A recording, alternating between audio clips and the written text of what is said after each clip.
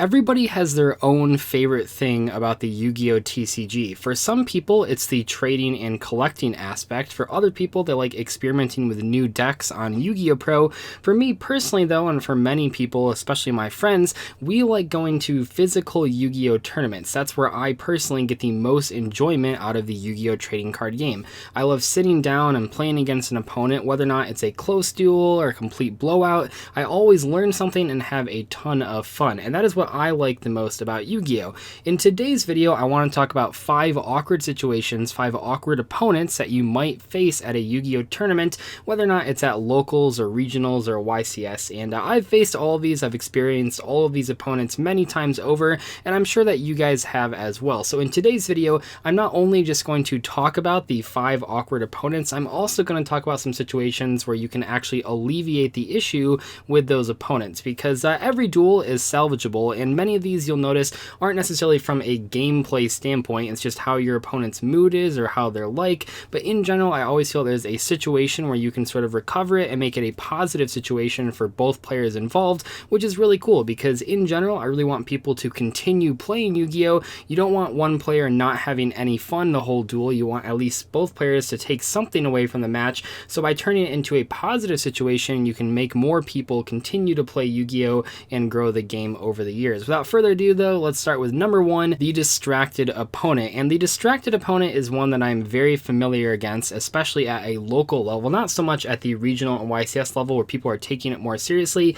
but in general this is fairly common at locals. And what are they distracted with? Well, they could be talking to their friend behind them about the previous game or the previous match. They could be trying to trade someone. That's one of my least favorite things, right? You sit down, the round is about to start, and your opponent is still in the middle of a trade. Sometimes they don't take it so seriously, and they're a little bit distracted and a little bit slow to actually start up the game. They might be looking at their phone, they might be talking on their phone. There's all sorts of distracting situations for players, and what do you do when you encounter someone like that? Obviously, they just don't care that much about the locals or whatever tournament they're at. This can even happen at a regional qualifier, although if it happens at a larger event, you definitely should just call a judge over and say, hey, can this guy pay attention to our match, please, so you don't go into time, because it could be kind of considered slow playing. But how can you get someone to sort of make sure that they're actually paying attention to your duel? Well, there are a few ways. The biggest way is making sure that you're talking while you're playing. One of the most important things about Yu-Gi-Oh! Is interaction with your opponent. You need to ask if your plays are okay. You need to ask if your activations are okay.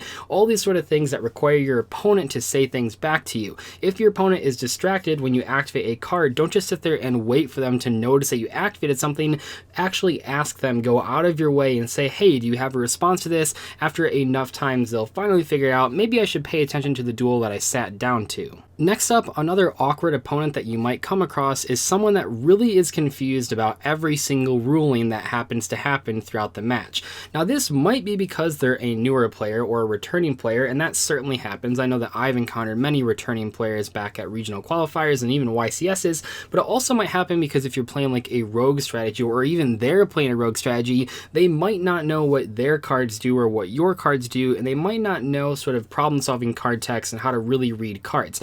I often noticed this when I was playing Altergeist or Paleozoics, 2 decks that are very, very dependent on problem-solving card text and knowing it, and I would play against opponents that weren't really aware of what costs were and what targeting was and what actually you could respond to, and that made for a very confusing mirror match. But just in general, it's a really awkward situation to play against someone that is really, really confused. In this case, just like all cases in this video, there are a few things you can do to hopefully make your opponent less confused. Now, it's certainly not your job to explain every single card in the game and how it works to them, but definitely one of the best things that I've learned is that if you can explain the way that your cards work using cards that they've played or that you think are in their deck as examples, that can really help out the situation. We've talked about a few times certain terms you should know when you're looking at Yu-Gi-Oh! Cards. If I call a card a Stratos, it means that it searches something on summon. So if your opponent has played something that searches a card on summon and then you play a card that searches something on summon, just say, oh, this is like the card that you just played.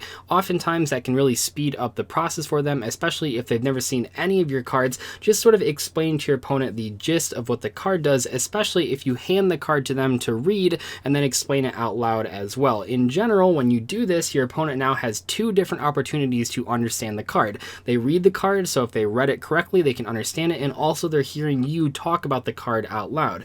Obviously, like I said, it isn't your job job to explain every single card that's ever been created to your opponent, and if you think your opponent is maliciously playing slowly to act confused, definitely call a judge over. But I find that if you just explain your things and let them read their cards and let them read your cards and sort of use other rulings as examples, I mean, just in general, you can talk about things like costs and targeting that comes up pretty much every single game with someone that doesn't know rulings. You can sort of just point to the problem-solving card text, and as always, just be confident when you're explaining your cards. Be confident when you're explaining your rulings if you know them, and you should know them because I've talked about them many times on this channel. So if you know problem-solving card text really, really well, you'll have a much easier time actually explaining how that works to your opponent. You can just look at a card and say, oh, this is before the semicolon, it's a cost, and if you say that with confidence, your opponent should believe you. Obviously, though, make sure you use the judges that are available to you if you're a regional or YCS, and sometimes even locals have judges as well. But if your opponent is slow playing,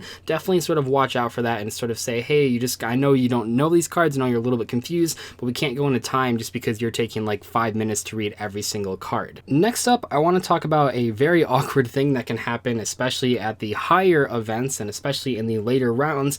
What happens when you play against a very audibly and visibly salty player?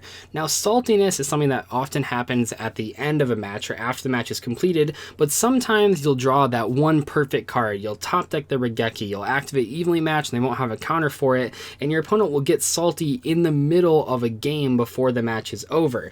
This can be pretty frightening, especially if the person seems very, very angry. So how do you deal with that as a player? Well, the number one thing you should do, especially as someone like me that's been in a situation many times against people that are getting very, very angry during the duel, is just stay calm. You do not have to reflect the emotions that they're showing back to you. If your opponent is getting angry at you, you definitely should not get angry back at them. Just sort of remain level-headed, remain very calm, and sort of deal with whatever they're doing. Don't encourage them to get more salty. Don't say things like, yeah, that was a pretty sacky top deck, huh? And say like, oh, I only play one copy of Evenly Match and I still drew it against you. How does that make you feel? Just don't really say stuff like that. Just let your opponent work out their emotions. If it does get to the point where they're like banging the table or look like they're gonna punch you across the table, definitely just call a judge over, or even call people like that are behind you and say, hey, can you make sure that he like cools down a little bit, because you don't want to get into an altercation over activating an evenly match.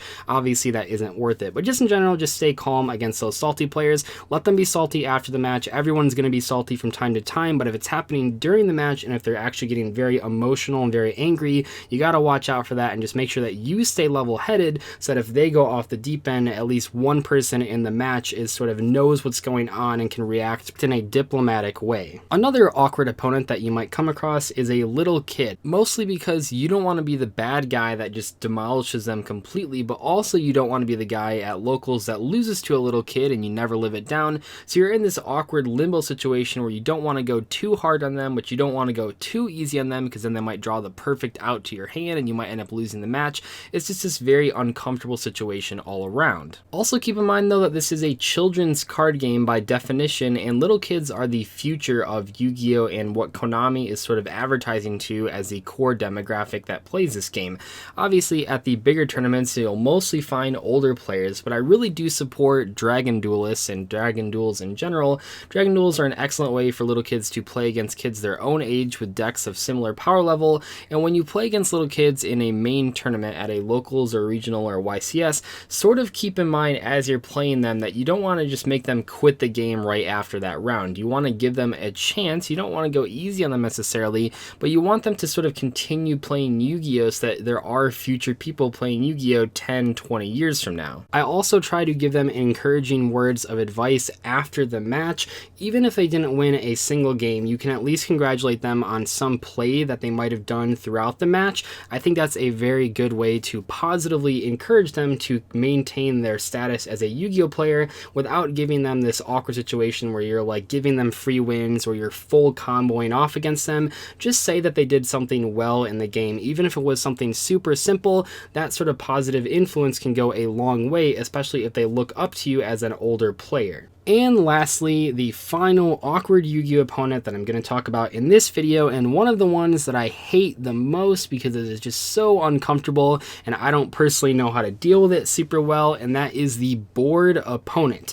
Now, distracted opponents might not necessarily be bored, but oftentimes bored opponents are distracted. Hopefully that makes enough sense to you guys, but a lot of times, especially at the later rounds of a regional qualifier, especially if you're sort of at the X3 mark where you can't get your invite anymore, you'll play against someone that just doesn't want to play anymore. And I don't know why they show up to that round. I don't know why they do that, but they're allowed to. They paid the entry. They're allowed to show up to as many rounds as they want, but sometimes it's just so uncomfortable because clearly they don't want to play. They don't care about any of their effects. They sort of just never, I think a really telltale sign is when they don't want to cut your deck and they just kind of like go, just keep doing your play or whatever. And when your opponent is bored, sometimes they are a little bit salty as well. So how do you deal with that? Honestly, I just say just play as fast as possible. I mean, within reason, obviously you want to give them a chance to respond to your cards. I just try to end those matches as fast as possible. Oftentimes that they are bored, they're playing very bad. I mean, they're not making optimal plays because they just don't care anymore. But in general, I just suggest playing as fast as possible and ending the match as fast as possible so you can get out of that awkward situation. It's probably the awkward situation that I don't know what to do with the most, and it's also one that is just the most uncomfortable for me personally. Anyway, though, that is going to wrap up today's video on 5 awkward Yu-Gi-Oh opponents that you don't want to duel. Hope you guys enjoyed today's discussion, and as always, thank you so much for watching. I'll see you later. Goodbye.